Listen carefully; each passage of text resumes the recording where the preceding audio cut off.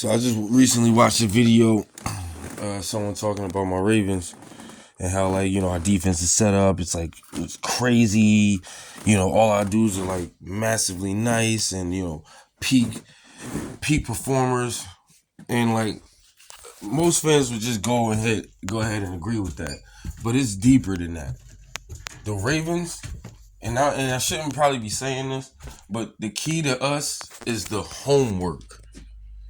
We do our homework, bruh. We literally do our homework. That's why I think some people are just trying to create a lot of videos based off clickbait or whatever. But if you want the truth about the situation, man, there's only one other team that scares me when it comes to football. And it's on the other side. It's in the other conference. It's the 49ers.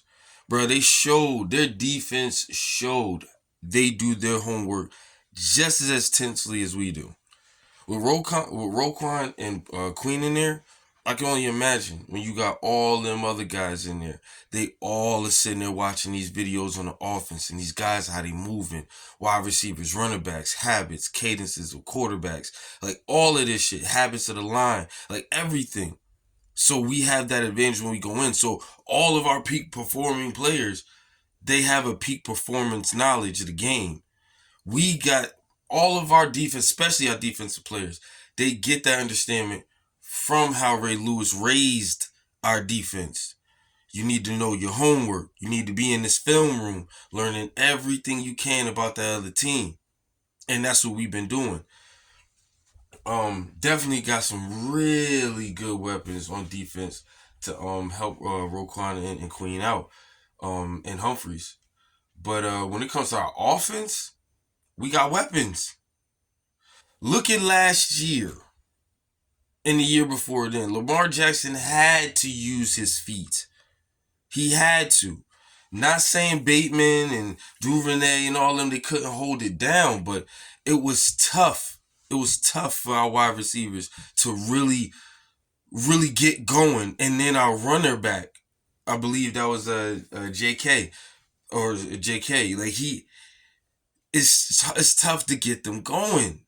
And then the one real weapon we had at the time that was so dangerous, you gotta watch him, was Lamar Jackson.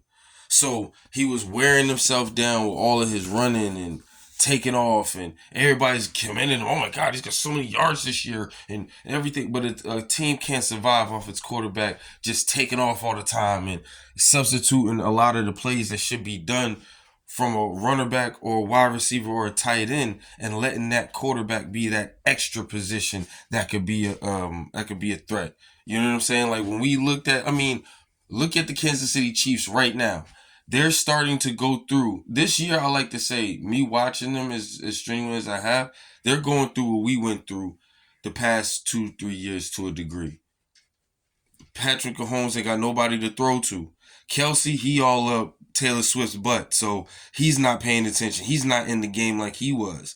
So Patrick Mahomes don't got nobody. He got to take off more, and the fact that he's not taking off more, the team is struggling. We see them scoring less points. They're losing more games. It's even to a degree, I like to say, it's guaranteed that that the Kansas City Chiefs will not make. They're not gonna make it to the conference finals. You know what I mean? They got work to do as far as getting Patrick weapons. So now take it from last year, the last 2 years to this year.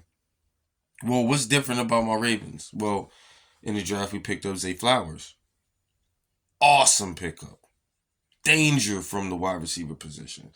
And we still got Bateman, who, if Zay wasn't here and Odell wasn't here, Bateman would be our number one wide receiver. He's now, if I could technically put it that way, he's like our third wide receiver. But why? Because we have Odell Beckham. Odell Beckham, some people are like, oh, so what? He can't. Oh, it's really technically not even the fact that he still can produce. And he's got enough weapons around him that he can still play his good game and become a threat. So they gotta watch him. They gotta guard him. Now you gotta guard him. You got to guard Zay Flowers. You can't let. And then you got Bateman. And you have Aguilar. Some people like this shit on Aguilar. Oh, he getting old too. These dudes can still produce. And when they're on a team that got weapons, it's game time. Defenses can't lean off guys because that's how you get beat. And then a big play hits. We've seen this. Now you talk about our running game. Well, we just picked up Dalvin Cook. Dangerous. That was probably the pickup of the year for us right now. Not saying this A and all them wasn't important, but for it to be so late in the season, we going into the playoffs and we pick up Dalvin Cook. Okay, let's make sense of this. We picked up Clowney, where Clowney was before he got to us. He was doing his thing, but it was underrated. And, he's not really producing like he was. He's still a threat. Got on the team, picked up another 9 sacks.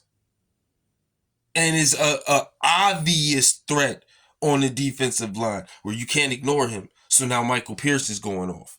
You got to watch Washington. You know what I'm saying? Like, it's coupling these guys with the proper team. So now Dalvin Cook is in with us. Well, you got a wide receiver base that's firing on all cylinders. So defenses can't ignore it. You got the running back. Now we got Dalvin Cook. We had Keaton Mitchell, and he was lighting it up. When Keaton Mitchell gets healthy and he comes back, y'all better hope he don't come back during these playoffs. He's going to light it up. That boy is a fast dude. And I'm not just talking like he just take off like a Tyreek Hill. Like, this dude really can take off. Like, if I could put it that way, I'll put him in the same league as him, just a runner back. That's how I will put it. And there's a lot of people sleeping. So, okay. But now you edge him up with Gus Edwards and Dalvin Cook.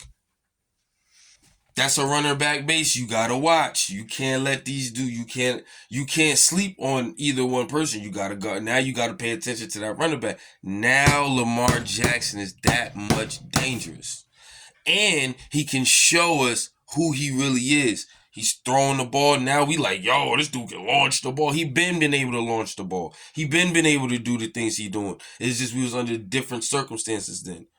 So all these people trying to play to they're dominating, they're going to be crazy. Listen, y'all wasn't talking like that last year, the year before that. We were struggling.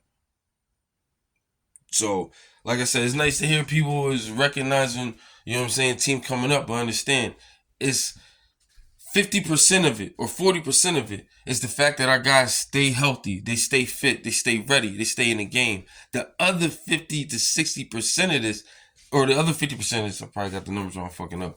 But the other side of this, which is the most major part, is the education.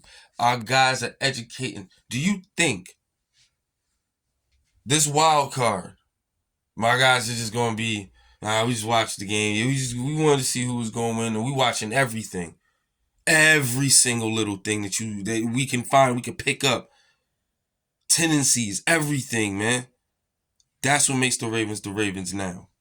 So understand that what y'all seeing now is evolution. And we're going to hold on to this evolution for a while.